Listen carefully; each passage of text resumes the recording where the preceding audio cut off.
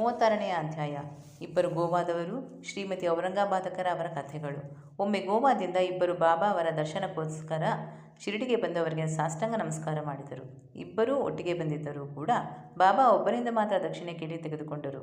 ಇನ್ನೊಬ್ಬನು ತಾನಾಗಿಯೇ 15 ರೂಗಳನ್ನು ದಕ್ಷಿಣೆ ಕೊಡಲು ಬಂದಾಗ ಬಾಬಾ ಅದನ್ನು ತೆಗೆದುಕೊಳ್ಳಲಿಲ್ಲ. ಇದನ್ನು ಕಂಡು ಎಲ್ಲರೂ ವಿಸ್ಮಿತರಾದರು.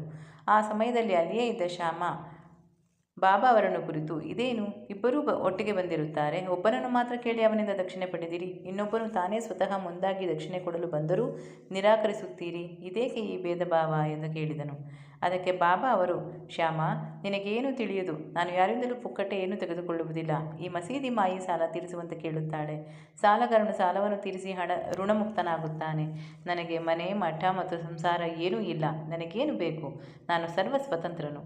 ಋಣ, ದೋಷ ಮತ್ತು ಹತ್ಯೆ ಇವುಗಳಿಗೆ ಪ್ರಾಯಶ್ಚಿತ್ತ ಭೋಗಿಸಲೇಬೇಕು. ಅದನ್ನು ತಪ್ಪಿಸಿಕೊಳ್ಳಲು ಅಸಾಧ್ಯ ಎಂದು ಹೇಳಿ ತಮ್ಮದೇ ಆದ ರೀತಿಯಲ್ಲಿ ಮುಂದುವರೆದು ಈ ರೀತಿ ತಿಳಿಸಿದರು. ಮೊದಲು ಅವನು ಬಹಳ ಬಡವನಾಗಿದ್ದನು. ದೇವರ ದಯೆಯಿಂದ ಕೆಲಸ ದೊರೆತರೆ ಮೊದಲನೆಯ ತಿಂಗಳ ಸಂಬಳದಲ್ಲಿ 15 ರೂಗಳನ್ನು ದೇವರಿಗೆ ಅರ್ಪಿಸುವೆನೆಂದು ಹರಕೆ ಹೊತ್ತನು.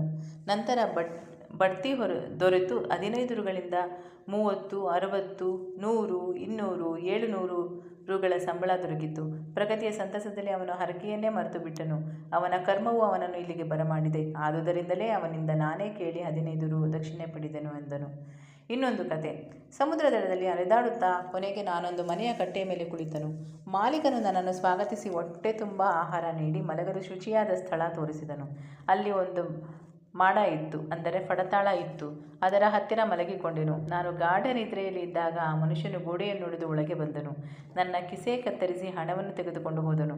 ಬೆಳಗ್ಗೆ ಎಚ್ಚರವಾಗಿ ನಾನು ನೋಡಿದಾಗ ನನ್ನ 30,000 ರೂಪಾಯಿಗಳು ಕಳವಾಗಿದ್ದವು.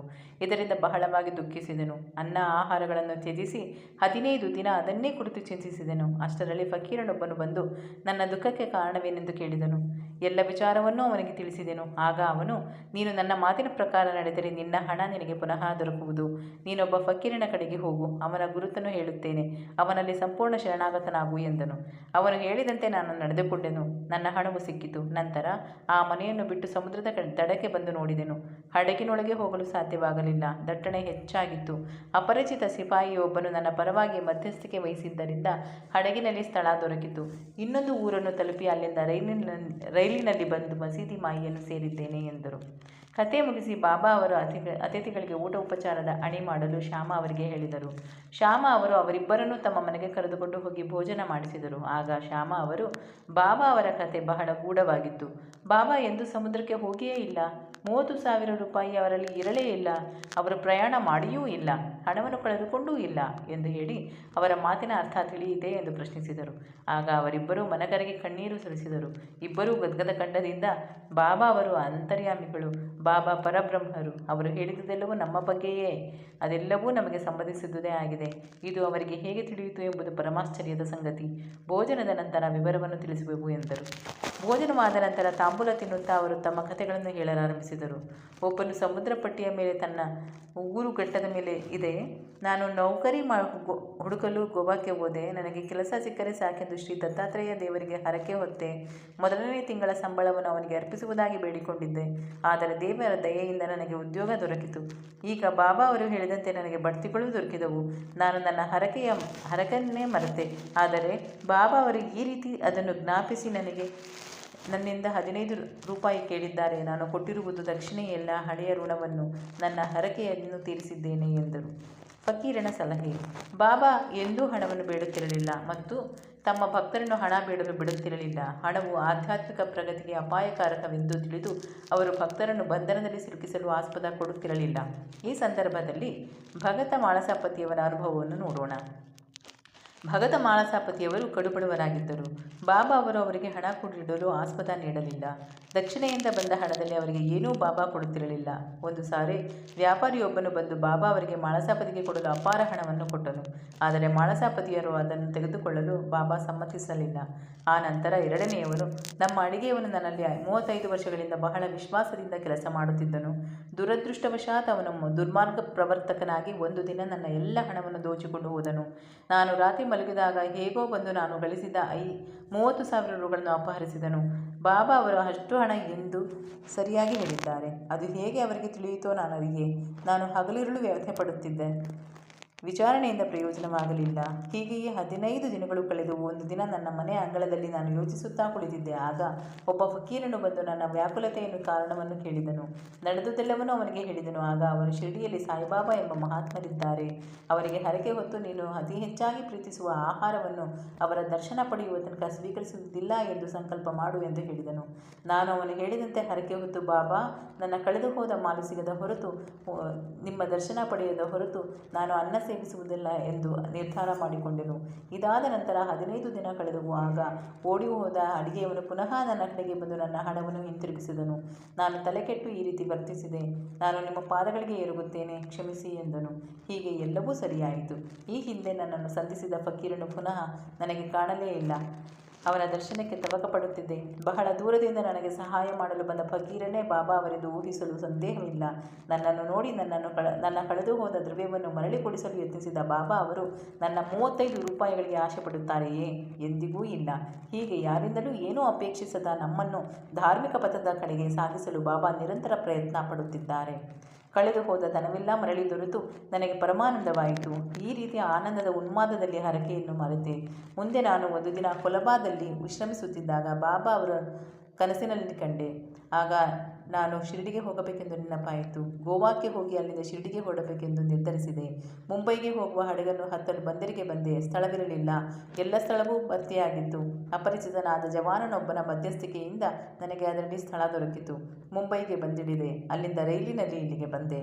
ಬಾಬಾ ಅವರು ಸರ್ವಜ್ಞರೆಂಬುದು ಖಚಿತವಾದುದು. ನಾವು ಯಾರು, ನಮ್ಮ ಮನೆ ಎಲ್ಲಿದೆ ಎಲ್ಲವೂ ಅವನಿಗೆ ತಿಳಿದಿದೆ. ನನ್ನ ಕಳೆದು ಹೋದ ದ್ರವ್ಯ ಪುನಃ ದೊರಕಿದ್ದು ನನ್ನ ಭಾಗ್ಯವೇ ಸರಿ. ಅನೇಕ ವರ್ಷಗಳಿಂದ ಬಾಬಾ ನಿಮ್ಮೊಡನೆಯೇ ಇದ್ದು ತಮ್ಮ ಮಾತುಕತೆಗಳಿಂದ ನಿಮ್ಮನ್ನು ಆನಂದಪಡಿಸುತ್ತಾ ಇದ್ದಾರೆ. ಆದುದರಿಂದ ನೀವೇ ಧನ್ಯರು. ಬಾಬಾ ಅವರನ್ನು ಶಿರಡಿಗೆ ಎಳೆದು ತಂದ ನಿಮ್ಮ ಪುಣ್ಯ ಫಲ ಅಗಾಧವಾದುದು. ಸ್ವಾಮಿಯೇ ನಮ್ಮ ದತ್ತ ನನಗೆ ನನ್ನ ಮರೆತ ಹರಕೆಯನ್ನು ಜ್ಞಾಪಿಸಿದರು. ಹಡಗಿನಲ್ಲಿ ಸ್ಥಳ ದೊರಕಿಸಿ ಇಲ್ಲಿಗೆ ನನ್ನನ್ನು ಬರಮಾಡಿಕೊಂಡಿದ್ದಾರೆ. ಇದು ಅವರ ಸರ್ವಜ್ಞತೆಯ ಮತ್ತು ಸರ್ವಶಕ್ತಿಯ ದೃಷ್ಟಾಂತವಲ್ಲವೇ ಎಂದನು. ಶ್ರೀಫಲದಿಂದ ಸಂತತಿ. ಸೊಲ್ಲಾಪುರದ ಸಕಾರಾಮ ಅವರ ಪತ್ನಿಗೆ 27 ವರ್ಷಗಳಿಂದಲೂ ಸಂತಾನ ಇರಲಿಲ್ಲ. ಕಂಡ ದೇವರಿಗೆಲ್ಲ ಕೈ ಮುಗಿದು ಹರಕೆ ಹೊತ್ತು ನಿರಾಶರಾಗಿದ್ದರು.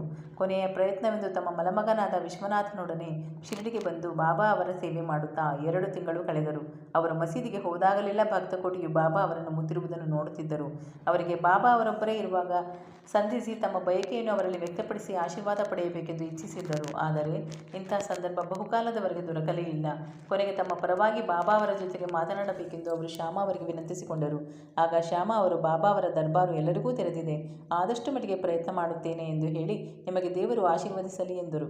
ಆಗ ಬಾಬಾ ಅವರು ಊಟದ ಸಮಯಕ್ಕೆ ಸರಿಯಾಗಿ ತೆಂಗಿನಕಾಯಿ ಗಂಧದ ಕಡ್ಡಿ ತೆಗೆದುಕೊಂಡು ಮಸೀದಿಗೆ ಬನ್ನಿ, ನಾನು ನಿಮಗೆ ಸಂಜ್ಞೆ ಮಾಡಿದ ಕೂಡಲೇ ನೀವು ಒಳಗಡೆ ಬರಬೇಕು ಎಂದು ಶ್ರೀಮತಿ ಔರಂಗಾಬಾದಕರಿಗೆ ಹೇಳಿದರು.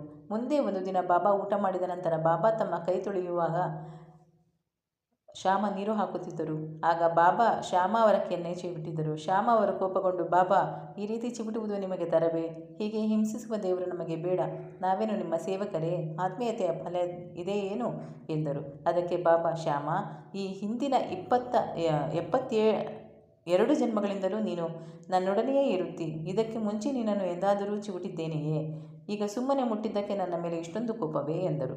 ನಂತರ ಶ್ಯಾಮ ಅವರು, ನಮಗೆ ಯಾವಾಗಲೂ ಮುದ್ದುಗಳನ್ನು ಕೊಡುತ್ತಾ ಸಿಹಿಯನ್ನು ತಿನ್ನಿಸುವ ದೇವರು ಮಾತ್ರ ಬೇಕು. ನಿಮ್ಮಿಂದ ನಮಗೆ ಸುಖ, ಸ್ವರ್ಗಲೋಕದ ವಿಮಾನ ಅಥವಾ ಇನ್ನಿತರ ಮರ್ಯಾದೆಗಳು ಬೇಕಿಲ್ಲ. ನಿಮ್ಮ ಚರಣಗಳಲ್ಲಿ ನಮ್ಮ ದೃಢ ನಂಬಿಕೆಯು ಸದಾ ಜಾಗೃತವಿರಲಿ, ಅಷ್ಟೇ ಸಾಕು ಎನ್ನಲು ಬಾಬಾ ಅವರು, ಅದಕ್ಕೋಸ್ಕರವೇ ನಾನು ಇಲ್ಲಿಗೆ ಬಂದಿರುವುದು. ನಾನು ನಿನಗೆ ಆಹಾರ ಕೊಟ್ಟು ರಕ್ಷಿಸಿದ್ದೇನೆ. ನಿನ್ನಲ್ಲಿ ನನಗೆ ಪ್ರೀತಿ ಮಮತೆ ಇದೆ ಎಂದರು. ಕೈ ತೆಗೆದುಕೊಂಡ ಮೇಲೆ ಬಾಬಾ ತಮ್ಮ ಆಸನದ ಮೇಲೆ ಕುಳಿತರು. ಶ್ಯಾಮ ಅವರು ಶ್ರೀಮತಿ ಔರಂಗಾಬಾದಕರ ಅವರನ್ನು ಕರೆದರು. ಅವರು ಬಂದು ಬಾಬಾ ಅವರಿಗೆ ನಮಸ್ಕರಿಸಿ ತೆಂಗಿನಕಾಯಿ ಮತ್ತು ಗಂಧದ ಕಟ್ಟಿಯನ್ನು ಬಾಬಾ ಅವರಿಗೆ ನಿವೇದಿಸಿದರು. ಬಾಬಾ ಅವರು ಆ ತೆಂಗಿನಕಾಯಿಯನ್ನು ಅಲ್ಲಾಡಿಸಿದರು. ಅದರ ತಿರುಳು ಅಲ್ಲಾಡುತ್ತಿತ್ತು. ಆಗ ಅವರು, ನೋಡು ಶ್ಯಾಮ, ಇದರ ತಿರುಳು ಅಲ್ಲಾಡುತ್ತಿದೆ, ಅದೇನು ಸೂಚಿಸುತ್ತದೆ ಎಂದು ಕೇಳಲು ಶ್ಯಾಮ ಅದರಂತೆಯೇ ತನ್ನ ಗರ್ಭದಲ್ಲಿ ಶಿಶುವು ಹೊರಳಾಡಲಿ ಎಂದು ಈ ಮಹಿಳೆಯು ಪ್ರಾರ್ಥಿಸುತ್ತಿದ್ದಾಳೆ. ಆಶೀರ್ವದಿಸಿರಿ, ಆ ತೆಂಗಿನಕಾಯಿಯನ್ನು ಕೊಡಿ ಎಂದರು. ಬಾಬಾ, ತೆಂಗಿನಕಾಯಿ ಸಂತತಿ ದೊರಕಿಸುತ್ತದೆಯೇ? ನೀವೆಂಥ ಮೂಢರು. ಶ್ಯಾಮ, ನಿಮ್ಮ ನುಡಿಯೇ ನಿಮ್ಮ ಆಶೀರ್ವಾದ. ಅದು ಸಂತಾನ ನೀಡುವುದೆಂದು ನನಗೆ ಗೊತ್ತಿದೆ. ಸುಮ್ಮನೆ ನನ್ನೊಡನೆ ವಾದ ಮಾಡುತ್ತಿದ್ದೀರಿ, ವಿನಃ ಆಶೀರ್ವದಿಸುತ್ತಿಲ್ಲ. ಸ್ವಲ್ಪ ಹೊತ್ತು ಈ ರೀತಿ ಸಂಭಾಷಣೆ ನಡೆಯಿತು. ಬಾಬಾ ಅವರು ತೆಂಗಿನಕಾಯಿಯನ್ನು ಶ್ರೀಮತಿ ಔರಂಗಾಬಾದಕರ ಅವರಿಗೆ ಆಶೀರ್ವಾದವಾಗಿ ಕೊಡಬೇಕೆಂದು ಕೇಳುತ್ತಲೇ ಇದ್ದರು. ಕಟ್ಟಕಡೆಗೆ ಬಾಬಾ ಸೋತು ಅವಳಿಗೆ ಸಂತತಿ ಲಭಿಸುತ್ತದೆ ಎಂದರು. ಶ್ಯಾಮ, ಯಾವಾಗ? ಬಾಬಾ, ಇನ್ನು 12 ತಿಂಗಳೊಳಗೆ. ಅನಂತರ ತೆಂಗಿನಕಾಯಿಯನ್ನು ಒಡೆಯಲಾಯಿತು. ಒಂದು ಭಾಗವನ್ನು ಬಾಬಾ ಅವರಿಗೆ ಇಟ್ಟುಕೊಂಡು ಇನ್ನೊಂದು ಭಾಗವನ್ನು ಶ್ರೀಮತಿಯವರಿಗೆ ಕೊಡಲಾಯಿತು. ಆಗ ಶ್ಯಾಮ ಅವರು ಶ್ರೀಮತಿ ಔರಂಗಾಬಾದಕರ ಕಡೆಗೆ ತಿರುಗಿ, ತಾಯಿ, ನನ್ನ ಮಾತಿಗೆ ನೀವೇ ಸಾಕ್ಷಿ. ಇಂದಿನಿಂದ 12 ತಿಂಗಳೊಳಗೆ ನಿಮಗೆ ಸಂತಾನ ಪ್ರಾಪ್ತಿಯಾಗದಿದ್ದರೆ ಈ ದೇವರ ತಲೆಯ ಮೇಲೆ ತೆಂಗಿನಕಾಯಿ ಒಡೆದು ಅವನನ್ನು ಮಸೀದಿಯಿಂದ ಓಡಿಸುತ್ತೇನೆ. ಇದಕ್ಕೆ ತಪ್ಪಿದರೆ ನಾನು ಮಾಧವನಲ್ಲ. ನಾನು ಹೇಳಿದುದನ್ನು ಶೀಘ್ರದಲ್ಲಿಯೇ ಮನಗಾಣುವಿರಿ ಎಂದರು. 1 ವರ್ಷದೊಳಗೆ ಶ್ರೀಮತಿ ಔರಂಗಾಬಾದಕರ ಅವರಿಗೆ ಪುತ್ರ ಸಂತಾನವಾಯಿತು. 5ನೆಯ ತಿಂಗಳಲ್ಲಿ ತಾಯಿ ಮಕ್ಕಳಿಬ್ಬರೂ ಪತಿಯೊಂದಿಗೆ ಬಾಬಾ ಅವರ ದರ್ಶನಕ್ಕೆ ಬಂದು ಸಾಷ್ಟಾಂಗ ನಮಸ್ಕಾರ ಮಾಡಿ 500 ರೂಪಾಯಿಗಳನ್ನು ಕಾಣಿಕೆಯಾಗಿ ಅರ್ಪಿಸಿದರು. ಈ ಹಣವನ್ನು ಬಾಬಾ ಅವರ ಕುದುರೆ ಚಾಮಕರ್ಣನಿಗೆ ವಸತಿ ಸ್ಥಾನ ಕಟ್ಟಲು ಉಪಯೋಗಿಸಲಾಯಿತು.